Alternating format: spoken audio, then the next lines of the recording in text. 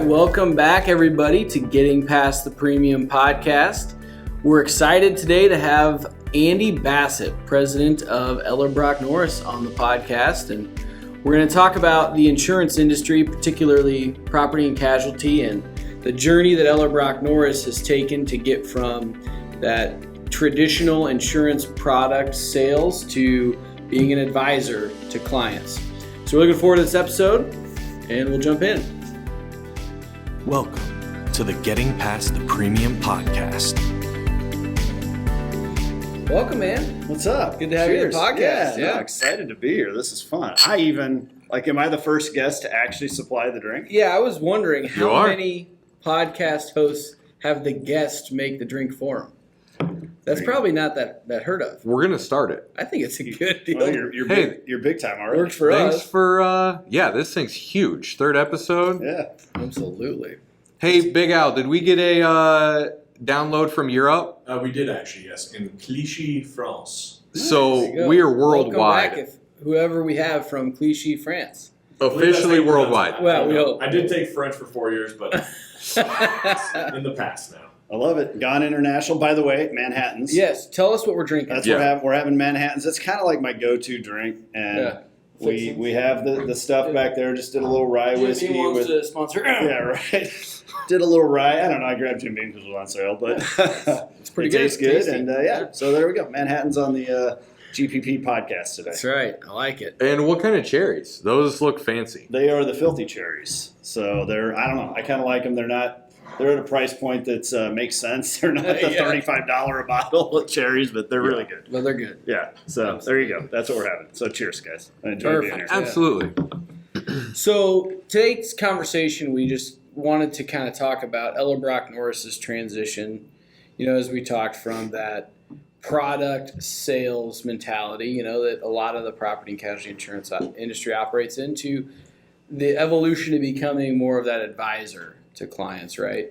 And how Ellerbrock-Norris has done that over the last 6-7 years, what the experience has been, and your thoughts on how others can do that. So maybe talk where Ellerbrock-Norris was to start, 6-7 years ago before trying to make this transition.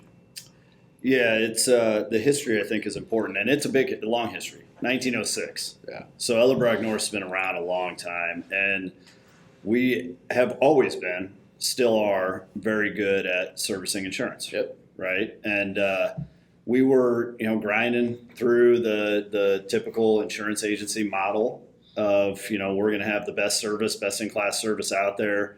But, we're still fighting against pricing from the product standpoint, certainly things we can't control. Would you say copy, quote, pray model? Yeah, there you go. That was a term we use a lot. And I think people can understand that, right? What'd you do? You met with somebody, you got a copy of their current program, and you put a quote together and you prayed like heck they'd figure out a reason, whether it was your service or the pricing or something that they would choose to do business with you. As long as you got it on the top of the stack. Yeah, right. No, that's a whole nother conversation. That is, we can go real deep on that. But we were very good. I mean, we won a lot of business that way. We were growing, double-digit growth every year. Still have a really good service model. But for whatever reason, for me, it always felt like something was missing. Yeah. And honestly, you go back 5 or 7 years, I didn't know exactly what that thing was that was missing. But we started to do a little bit of research, started to meet with some of the right people, even engage with some consulting relationship, and figured out pretty quickly that the missing piece was the desire to be that advisor.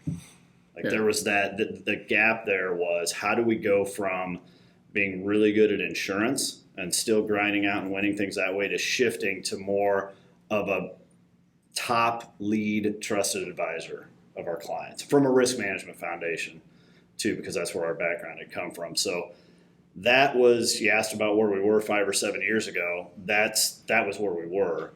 And then we started through that line of thinking or that transition. That's what fast forwards, to today.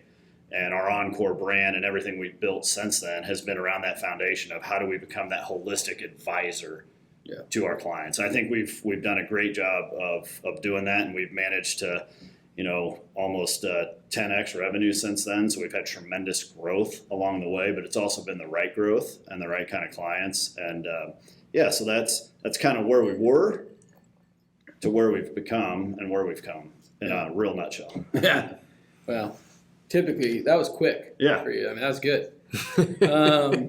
But so maybe put some context for everybody around when you say become that advisor to a client. That gets used in our industry a lot, right? Just like risk management gets used in our industry a lot. But what do you mean when you say become an advisor to our clients? Well, it's a great question. You're right. Everybody uses it. It's kind of a catchy term. I think one of the things that, to me, the ultimate benchmark is when you ask a business owner, an executive team, even individuals, like who are the key people that they trust every day to help them achieve their goals or accomplish whatever it is they want to accomplish. And who do we know they say? They say their attorney, their accountant. Their CPA.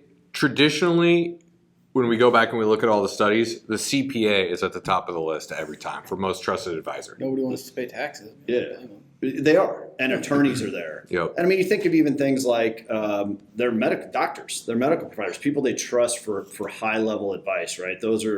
That's that tier of professionals, advisors that they lean on for things. So to answer your question, the advisor role is how does an insurance agent position themselves to be right there or actually that first absolute lead advisor. Mm-hmm. And that's what we've seen the evolution at Ellerbrock-Norris with the development of Encore to where we've gotten to that point with many of our clients. We still have a long ways to go with a lot of clients, but we talk about it all the time, it's changing the way an industry thinks and the consumer and how they think. I mean, the model I was talking about before, that's the way many consumers have been trained to look at our industry, to look at insurance agents and brokers. So it's like moving the Titanic, right? Oh, absolutely. To change that. Yeah. But that, to answer the question, to me, if you can position yourself as that absolute lead advisor, they've got a major business decision or a major decision in their personal life, and they're instead of the CPA, instead of the attorney, whomever, you're the call. It's a pretty big deal. Yeah. Oh, absolutely. Yeah. So, Andy, that's fantastic. I mean, one of the questions that is burning for me: why would you want to make this change? Well, I guess, like, why did you, and then why would somebody else want to, or why wouldn't somebody want to get out of this transactional based model and move to the advisory based model? Oh, well, first off, it's more fun. Yeah. But I mean, like risk. Yeah, right. No, it is. What I just said, that's fun. That's a fun position to be in. Yeah, the conversations you're having are way more They're fun. way different. It's different. So, yeah. But risk. Like, there's a lot of risk, and we're in the insurance and risk management business, right? There's a lot of risk in just remaining an insurance agent or broker, I think, in the market in the future, which is, we all know as insurance agents or brokers how we're paid. We're paid commissions by insurance companies. If that's all we're doing, and if that's the extent of our relationship with our clients, there's a lot of risk that we can't control when the market shifts direct to consumer, whether it's, everybody talks about it, but I think there's reality around the Googles and Amazons of the world being able to bring the product we deliver if we're an insurance agent or broker to the public, to the consumer at a heck of a lot less margin than we can. So that puts pressure on revenue. Mm-hmm. As people become more sophisticated buyers and as they can do all the research that are at our fingertips every day, even at the highest level, there's not as much of a need for somebody that can just help them buy a product as there is somebody that can navigate through that decision, that process for them, and then connect that even in the bigger scope to their goals, to what they want to achieve as a business. So to me, it's about, you really have to look in the mirror and say, how do we de-risk? And then growth. Mm-hmm. Really, that model provides tremendous opportunity for the right kind of growth. Mm-hmm. Well, the InsurTech example, you just gave is an interesting one because the insurance industry has seen a lot of InsurTech over the last, call it 10, 20 years or whatever. And when those companies were first started, this is the death of the independent agent, right? And I think that has proven false to this point, right? People still want to talk to somebody before they make that decision. They might do a lot of research on those platforms. But what's interesting to me as you were talking, when somebody goes and does that research on the online platform, and then independent agents now are saying, well, they still want to talk to me to, advise them through that. Well, you're providing that advisory service. That's what we're talking about. You need to lean into that and become that advisor. And however that product gets delivered doesn't matter at that point. Yeah. Is that kind of what you're saying in some regards? Yeah, I think you speak of InsurTech and you talk about the agent and broker field, and everybody, like in my example, I'm suggesting that InsurTech is a danger, a threat. Absolutely. It's the opposite. Yeah. It's one or the other. The flip Either side. you're going to embrace it and become that advisor and lean into InsurTech and make it a tool that you're delivering real advice on, and actually it makes you better equipped to deliver that advice because all the noise and stuff is delivered by InsurTech and you can just truly be the advisor to the client. Or you remain the agent or broker that's delivering a product, and now InsurTech's your enemy because You're scared to death. Yeah, you are. Absolutely. So it's going to go. I think for people that end up listening to this, which one are you, right? Because it's going to go one way or the other, likely. Mm-hmm. And you can either embrace it and grow with it and become that advisor and all the things we're talking about, or you can maybe continue doing what you're doing, and InsurTech may be an enemy. Mm-hmm. Definitely. Yeah. So, it's very easy in the insurance industry because it is a product-based industry, right? So it's very easy to get in that trap, and that's how a lot of people learn in the insurance industry, right? So let's say I'm listening to this podcast and I hear you talking like, wow, I'd love to get there. Like, holy crap, I knew something was missing just like you were 5, 6, 7 years ago. But that's a freaking mountain to climb, What would you say the first step or two that somebody should take in the right direction to start that process? For us, first off, you gotta embrace it, right? You gotta go all in and but you gotta start somewhere. And for us, it started as a sales model, frankly. I think you think about how you're saying as a way to grow. Yeah, or as a way to become the advisor and to build that. Like for us, it started as from a sales model perspective. Like how do we build the way we're going to go out in the market and portray ourselves as that advisor? Mm-hmm. Because at the end of the day, the way that we're going to be able to make that transition and be all in is we've got to have that lead, like our first impression, our people out in the market delivering our message. It has to be around that foundation. So for us, it started as let's build Encore, which is the brand that we operate within that delivers the advisory model. It started for us as a sales process. Once you nail the sales process and we know that on the front end, we have our team out delivering the right message, bringing the right clients in, and we all believe that's who we are, that's our identity, that's our vision, mission, purpose. Now we start to match everything else we do to that model. Now your service, how you hire, how you market, all those things match. But for us, it started really as from a sales. And it starts, again, I go back to the very beginning, the belief. Like you got to have, especially the leadership team, you have to believe it. You have to believe this is what we want to become. Top down. Yeah, 100%. Because if you don't, I think you use the analogy and so did I, it's like moving a ship. Yeah. And you're not only battling your history, but an industry's. Yeah. Like the consumer, you're thinking your insurance carrier partners.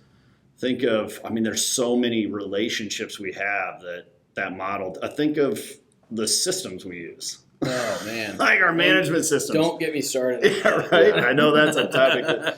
But filing cabinets with electricity. Yeah. You're moving a mountain, right, with that? Yeah. So, what's your opinion about because you're right, it is like turning what feels like to be a massive ship with, even clients or prospects who we shoot out an email to talk about our particular process or want to get a meeting, and immediately it's like, oh, well, I've got a great relationship with my broker. And it's like, no, that's, give me a second. It's like we battle it constantly.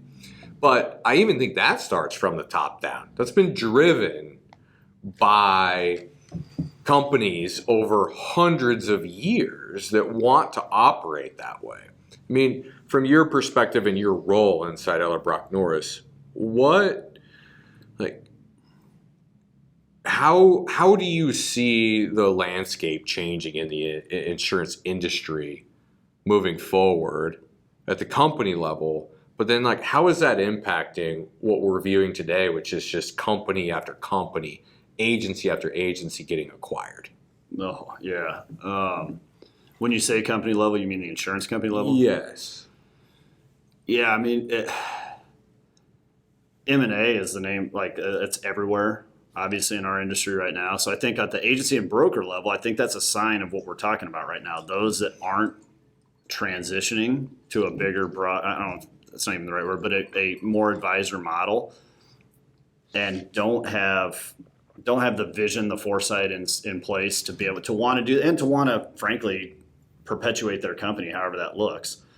They have no choice but to probably have to look at an acquisition. So that's why we're seeing a ton of that. The carrier side, it's ironic. I was having a conversation with some people that have been in the business a long time about this and how much the insurance company landscape has changed. And, carriers have gotten more corporate feeling every year. More transactional almost. Transactional, obviously there's a lot of positioning. I mean, some of our best insurance company relationships, sometimes you look at it and you think it's like they're positioning themselves to sell at any moment, And so that, the old model, I think that a lot of people on the agent or broker side from an insurance carrier standpoint, there was a lot of relying on the tools and resources and relationship of that insurance company to be the differentiator. Mm-hmm. Back to the 5-7 years ago example I shared. Mm-hmm. We're going to win on service. We're going to win on price. And part of that service is going to be, what can we get the insurance company to do for us? Yeah. And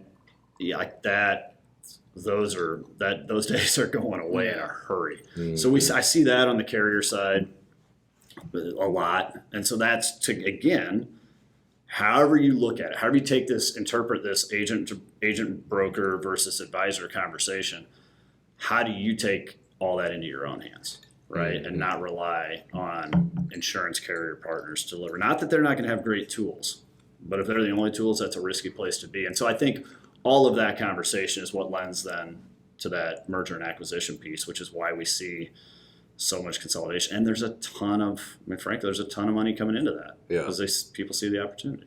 Yeah. Yeah, for sure. This drink's phenomenal, by the way. Delicious. Yeah. Glad you like Great it. work. I have a couple talents. So I've been excited about having you on, I know. And one of the burning questions that I've just had is, and I think can create some perspective for our audience and certainly the way that we view things. Off the top of your head, what percentage of risk, let's take your most ideal client and picture them.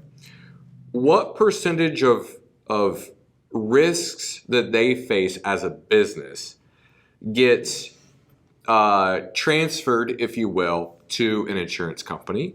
And what percentage of risk should a risk advisor be managing on their own through other strategies? Never thought about it in a percentage. It's small though. It's a good question. It's a great question. Yeah, I like that. The amount of risk transferred through insurance products, they're catastrophic. They can be big. The likelihood of many of them happening obviously is pretty rare. I mean, which is why insurance companies can make money insuring. Yeah. I mean, it's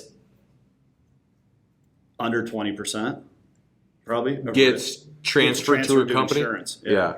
I think I'm going to go with the 80-20 rule, right? Yeah. 20% of our risk can be transferred away via purchasing an insurance policy. The other 80% is stuff that an insurance policy is not. I mean, we just came out of the best example ever, COVID, right? Mm-hmm. I mean, we could go down, that could be a whole nother sit down in this, but in the podcast, but COVID, which is for many businesses, the biggest risk they've seen since they've been in. Think restaurants, think retail, think anything, medical field.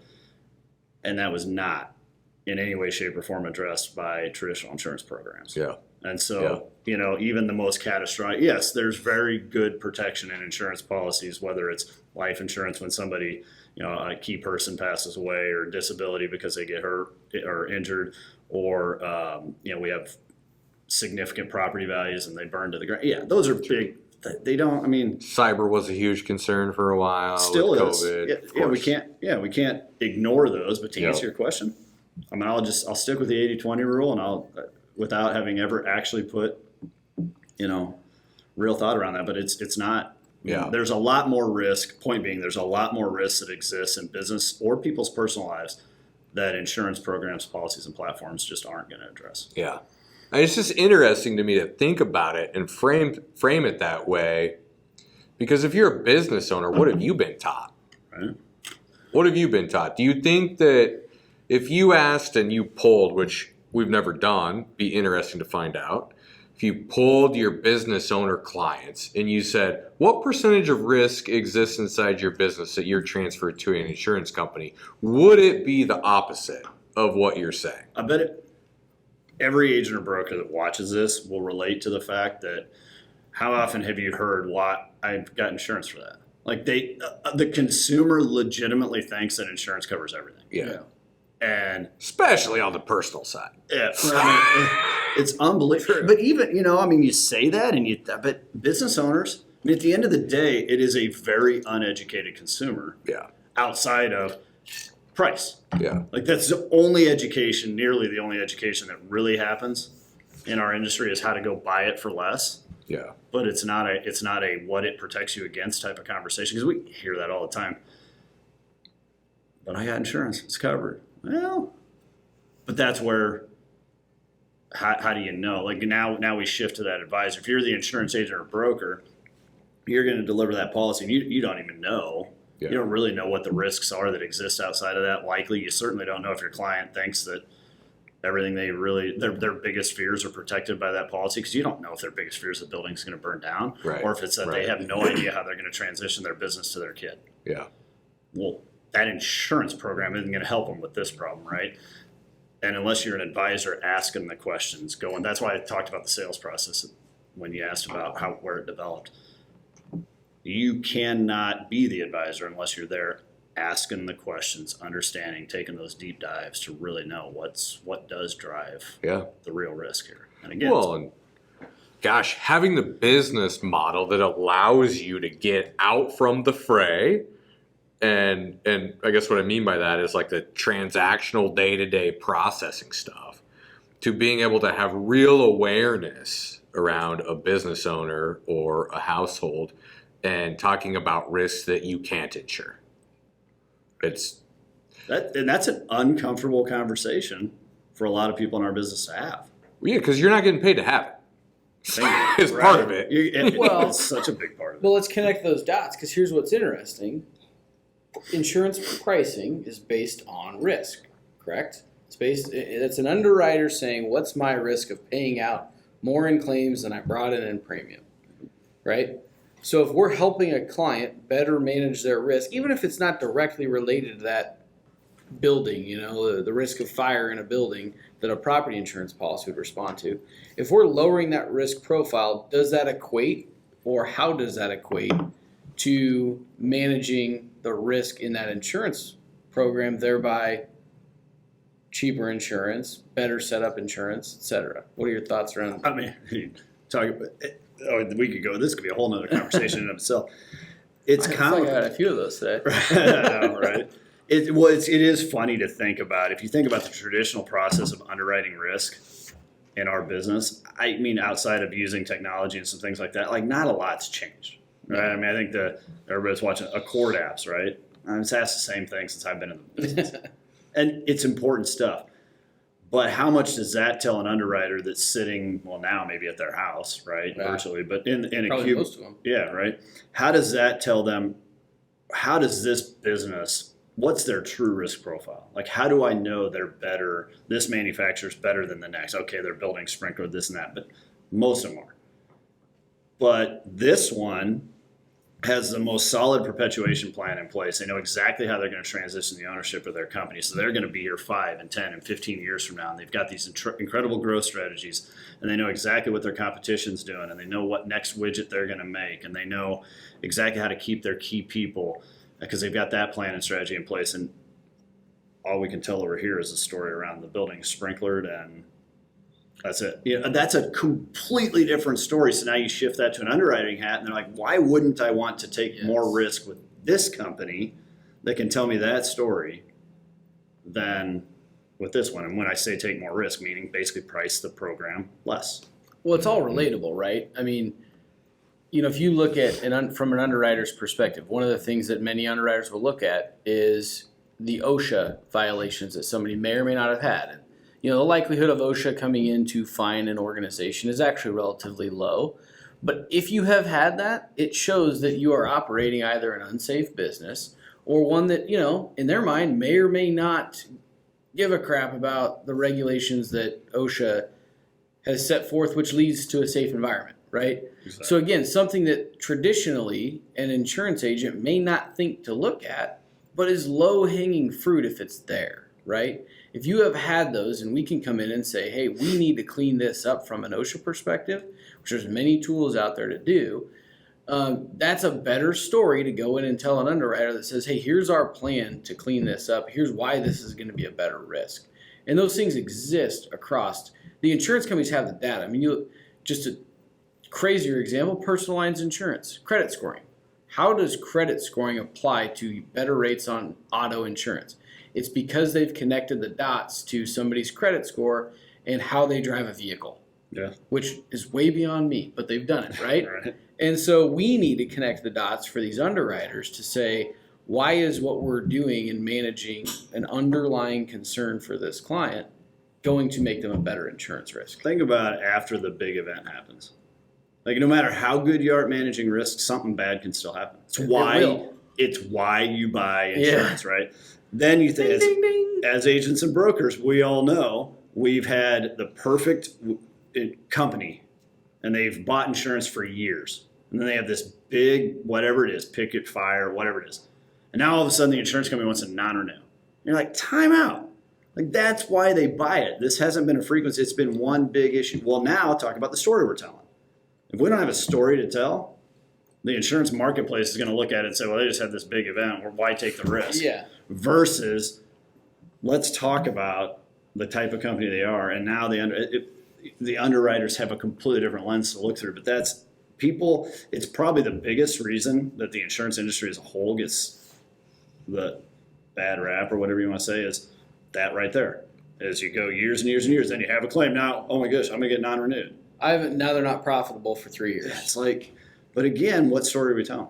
Like, what does the underwriter really know about that company? What do you really know about that company? If you're an insurance agent or broker, no, you might not know much. Yeah. If you're their advisor, you know a lot. So I want to throw another wrench in this and take it back high level. Because he's a wrench thrower. This is great. This is great conversation. But I'm sitting here listening to it, and again, connecting the dots back to why we're sitting here, and can't help but to think about, spending more time being an advisor, spending that time talking to an insurance company, driving down premiums, i.e. making less money as the agent, or, and so I guess like a good business strategy. Yeah, it seems like there's a few conflicts of interest, and it feels like you might have to go borrow money to implement this strategy. So, walk me through your mindset as a president of Ellerbrock. You understand these variables. You know these cards that we're trying to play, or you're trying to play. Again, walk me through this transition and how, just what your thought process is around doubling down on the client experience, providing more value, while knowing that all of that is ultimately going to deposit less money in the bank account. Well, it's going to deposit less insurance commission, maybe, right? That's a good point. But it's not going to deposit less money. Because the insurance commission is it's a funny thing if you really think about it. You do your job really well as an insurance agent or broker, you should be reducing costs, thereby reducing what you're paid. Versus if you don't do anything and your client is a terrible risk and their premiums keep going up, you just get paid more. I mean, it's that part of it's just completely backwards. But why double down? Because there is all of the other opportunity, Yeah. which is, we already talked about it. I mean, we apply the 80-20, which we're just going to roll with. If we apply the 80-20 rule, that 80% of the Seems risk. scientific. Yeah, right. There's a lot of science behind 80-20. We need our Joe Rogan, Jamie, Big Al to be fact checking us back there. Yeah, fact check on the fly. So if this other 80% of risk is sitting there, how much opportunity does that create for us? Like that, as president of Ellerbrock-Norris, that's exactly how I'm looking at it. Yeah. Is all right, we're going to say, all right, the insurance side of things, we're going to do our job so good that we are going to do everything we can to reduce costs there. And we may take our revenue in the insurance side potentially could go down outside of growth. I mean, we're going to grow through that because we're going to bring on new clients, but we're going to turn around and we are going to facilitate so much more revenue generation on the other side by bringing those other solutions to our clients. And you have to fundamentally change the structure of your company if you're going to do that, because if you're going to remain an insurance agent or broker and just provide property casualty insurance. Yeah. So, I mean, that's the answer is. Well, when you say that, I mean, I think about most likely the people listening to this podcast. In general, insurance agents in the industry, are going to be people that want to make sure their clients are taken care of. Sure. Not relying on insurance premiums to go up just to make the rent for that month, right? I don't know. Do you think our one listener in Europe is this apply internationally? Well, let's find out. Send us a note and let us know. Just translate it to English, please. Click below to comment, right? So at the end of the day, I mean, assuming that we have the best interests of our clients at heart, it's going to compound, right? I mean, it just naturally does. You get like your opportunity to get more clients, your retention increases, right? Which is essentially the value of an insurance agency. It's not necessarily the money you can bring in; it's the money you're retaining. And so that ultimately is going to be what leads to higher value, higher profitability in an insurance agency.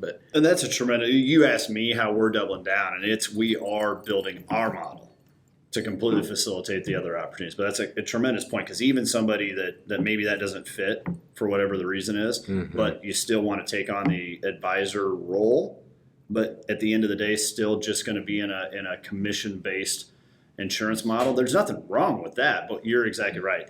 That will allow you to bring on the right kind of clients, grow with the right kind of clients. Hopefully you're doing your part as well to help your clients grow, which we all know at that point that their insurance costs go up and you're rewarded for the right reasons. And so yes, retention remains high, growth remains high, and now you're actually going to increase your revenue by doing the right activity. Absolutely. Well, I think obviously, if you're listening to this podcast, you are wanting to, learn and get better and do something different. And some little things that I think insurance agents out there, whether you're leading an insurance agency or you're just on the sales team, little things you can do. Go sit down with an underwriter for half a day. Pick their brain on how do you evaluate a risk? What do you look for? I focus on insurance or construction clients. What are you looking for in a construction client? Go and get their real world experience, or go sit with one of your construction clients for half a day. Say, hey, can I go sit on the job site? You walk me around. I want to pick up the shovel and do some work for a little while. Learn what these things are that your clients are experiencing and how the underwriters are perceiving that. And you're going to know so much more about what to look for when it comes to helping your clients manage that insurance risk. Build your business acumen. Right, that's what we tell our sales team all the time. Our advisors is build your business acumen. You'll build your insurance knowledge, but then you're going to be able to have peer level discussions with business owners, with underwriters, with whoever it is. Build your business acumen. Absolutely. Well, I think you have one more for him?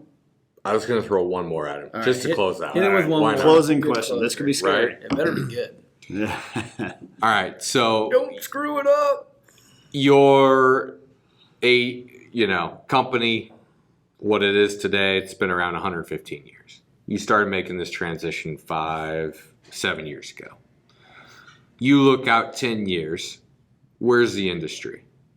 If you had it your way. I know where we want to be. Where's the industry? Man, that's a tough question. We told him. Yeah. Told him not to screw it up. So my hope would be the industry is, like, obviously we're all in on the advisor model. So my hope is that as an industry as a whole, we can somehow shift this, the at least past parallel, the way people think about how they interact with our industry, I guess is the way I'll put it. Yeah. And how can we somehow get past that our industry is there to deliver a product and shift to somehow they look at the insurance and risk management industry as delivering advice. Because I just don't think that exists today. And if we can do our part as Ellerbrock-Norris to make that happen, like that would be the ultimate goal. I know we're going to do that.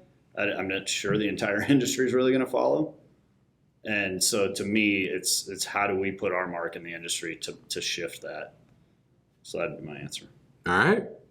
Awesome. Phenomenal. Well, thanks for being on today, dude. Good chat, man. Yeah, it was fun. Yeah. It was a good drink. Hey, now that he mixed his own drink, we might have him on again. Yeah, right. You guys ended up having to cocktail. refill there at the end. I didn't get that. You were far. talking the whole I was time. talking the whole time. All right. That was fun. Till next See time. everybody next week. Later. See y'all.